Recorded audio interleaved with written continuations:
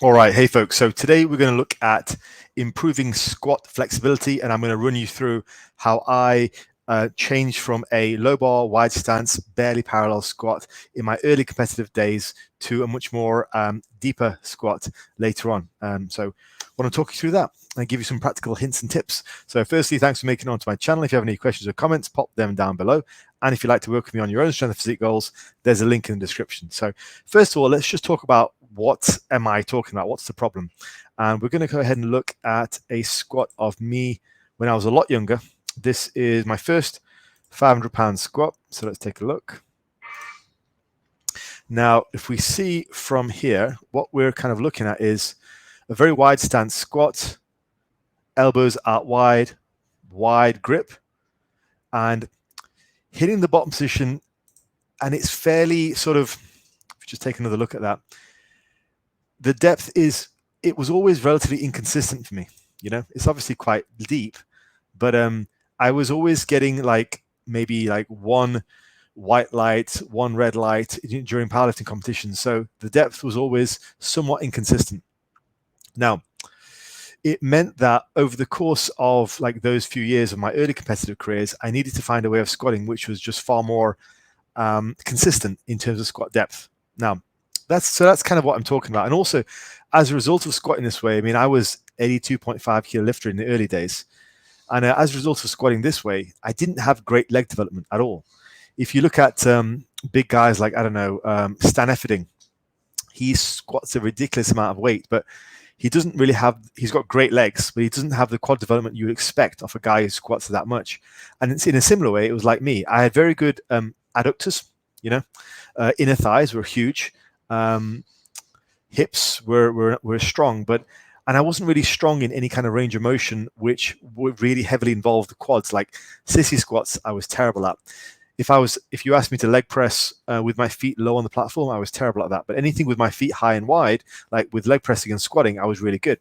Front squats, I was awful. Like the weight difference between front squats and back squats was insane. So this made for a very inconsistent squat. And so that's kind of what I'm talking about. If that rings a bell, like to you, if you can relate to that, then you're who I'm talking about. So the problem was there was a massively sort of inconsistent depth, poor quad development. I also suffered early on with elbow problems from going low bar. So there were other problems which contributed to that overall lack of flexibility. But because my bar, I was holding the bar quite low, and as a result of that, my hands were gripped quite wide. I was consistently getting elbow problems from squatting that manner. It was just a very uncomfortable squat, kind of like a good morning style squat. Now, if that describes you, if you sort of come up arse first, then that's kind of who I'm talking about. So this was a squat many years later, and it was about 230, and the form was a lot better here. So let's just take a quick look. All right, so you can see here, much higher stance, elbows are below the bar and pointing straight, arms are pointing straight up. You see, depth is a lot better and much more consistent, and then up I go. So that was done years later, and it was kind of a much more of a high bar stance, and it meant that depth was far more consistent. So once I switched over, a few things happened. One, I was able to get more consistent depth. Two, my quad development really blew up. So particularly my quad sweep, my teardrop, everything actually had really good quads for the first time in my life, because I had rebuilt with that form and started off really light, about 60 kilos or so, and just built right back up again. So what I want to discuss today is a little bit about how I went about doing that. So firstly, identifying what the problem is. The big issue with my previous squat form was calves and ankles. And that's the common one that you hear about. So you hear about saying, okay, buy some squat shoes and that will fix the problem. That to get to your squat looking really, really good, that does help. Like, I'm not saying it doesn't help, but there are other things which contribute to excellent squat technique that you see from, say, Olympic lifters or even high-level powerlifters these days, like in the IPF. It's not just calves and ankles, and that's sort of given as a bit of a panacea for everything, but it's actually more than that. If you squatted up till now, like if you're watching this video and you're thinking to yourself, well, I recognize that in me. If you've squatted sort of with a fairly wide stance, parallel or like above parallel kind of squat form and inconsistent depth, probably what's happened is your quads have gotten tight because they don't need to be stronger in that range of motion for that level of weight. So your quads are probably really tight. And as a result, once you've got some weight on your back, like some decent weight on your back, as soon as you get anywhere close to parallel, your quads just like freeze up and you're like, I can't go lower. So quad flexibility is also a problem. And that tends to kick in once the weight is at a certain level. So obviously I restarted back at 60 kilos, a plate aside, then you've got enough flexibility to do that. But once the weight gets challenging, your body just locks up and it feels like you've got no flexibility. But the reality is it's just because you've trained your body to only accept flexibility in that range. Your legs can still move the full range of motion, but you've trained yourself to accept flexibility in that range. And the final thing is thoracic region. I'm not going to cover thoracic stuff today. I'll cover that in a follow-up video because it's a very long topic. Today, I want to focus mostly on the calves, ankles, and the quads. And again, as I say, quads, the proviso with the quads is that you've trained for a long period of time with partial or somewhat high squats. Your quads may well have developed a lack of flexibility due to that. They might not be inherently flexible, but under load, they might just lock up. So that's kind of what I'm talking about. So next, these are some of the stretches that people generally attribute to like squat, improving particularly calves and ankles and quads. This stretch doesn't do anything for the calves. So while it's a decent stretch to do to start your squat day or whatever end of your squat day or improve your flexibility, this isn't specific for the ankles. So it would mean you would need a specific separate ankle stretch, and that's something which this doesn't miss. So this is a cross for me. Next is this one. People like doing this one, you know, they do kind of like a leg swing to warm for the squat. But again, if that's your particular problem, this is not going to do it because this is only really stretching out some of the hips and some of the inner thighs maybe, but it's not going to stretch your quads and it's not going to stretch the ankles and calves. So that's a no from me there as well. This is another stretch, which is a common one that people do before. Sometimes they do it dynamically or they do it after they stretch, after they squat.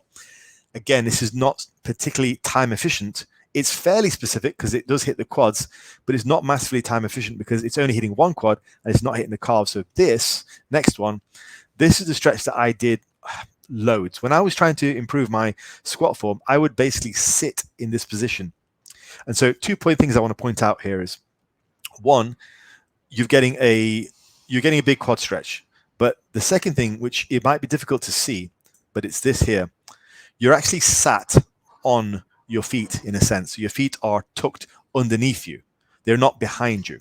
And that's the key point, because while doing this, you will be simultaneously stretching your quads and stretching your ankles and your calves at the same time. So you want to, as much as possible, you want to try and tuck your feet under your body. And then you'll get a simultaneous stretch on your calves and ankles as well as your quads. Play around with it a bit and to see what you can do. Now, when I first started this pose, I couldn't sit down all the way on top of my calves. That might be you as well. If I was to tuck my calves underneath my body, I couldn't actually sit down all the way on top of them. It would just be too painful. And so it took a long time to get used to that. And I would just try and sit in this position for as much as possible. I would put down a pillow and just watch TV in this position for like 20 minutes every night. Just gently sit and stretch. Now, on that note, going on to stretch mechanisms. The thing about flexibility is this, and it's kind of related to what I was saying about strength. Your body has the flexibility to go down, you know, into a full squat. And you can see that for yourself. Like if you're sat there going, well, no, I don't, like I just can't do it. Just listen, right? If you're laid down in bed and you bring your knees up to your chest, okay, you have the flexibility to get into a squat position without load, right? But the point is, as soon as you apply load, your body locks up because there's a feedback system. If your body's not used to going through that range of motion with a load, it's not going to be comfortable in doing that. So you have to loosen your body up and basically make it more comfortable to accept the range of motion that you want. And that's what comes with time. So the way we do that is we have to stretch gently. We gently stretch and then we hold. So what I was doing was I was literally just stretching nice and gently and just holding that for the duration of about I'd built up to 20 minutes a night. And eventually I just was able to get lower and lower and lower. The key point you guys have got to remember is your body can physically move in that range of motion. It just locks up when it's under load. So you have to gently make it accept a higher and higher and longer range of motion. That's the key. Now, the good thing is, once you've done that, you can maintain it really easily because, again, your body accepts that range of motion. If you've come from a background where you've done predominantly low bar squatting, perhaps you've been, you've followed some of the low bar advocates on the internet, up to this point, you may well have horrendous flexibility in your upper back area, which means you have to grip the bar out wide. Like, I don't grip the bar wide anymore. I grip the bar really narrow. And that's how you should grip it. But there's a lot of people out there who just say that that's not the way to do it. But it is. You look at pretty much every high-level IPF squatter, and they all squat with a narrow grip and their elbows underneath the bar, driving the torso forward. Why? Because they have flexibility in the thoracic region, which enables them to do that, which allows them to stay more upright, which again allows them to squat deeper, easier. So it's all pieces to the puzzle. And I will cover the thoracic thing in another video if you guys are interested. But for this video, quads and calves, if you have been squatting low bar and high up till now, you probably don't have the required flexibility to squat correctly because your body, you've just trained your body over time to not accept flexibility past a certain point. So you really have to start from scratch. So start right at the beginning. Really lower the weight rack down, and then slowly, gradually, consistently build it up over time. And if you're doing that, you don't have to restrict yourself to squatting once a week. You can squat multiple times a week as long as you just start really low, build up slowly, and only ever do perfect reps. And that is the way that I rebuilt my squat from where it was 227.5 kilos right back to 60. And that was done 3 times a week, and then right the way back up to 255 with a high bar stance and with much more consistent depth. Those are some tips for you guys. I think it's a problem that affects a lot of people. And if I was working with you, that's part of what I would begin to do if the goal was to improve squatting performance. All right, folks, I'm going to call it there. And again, if you'd like to work with me on that, there's a link in the description. And hopefully you found that video useful. I'll speak to you guys next time.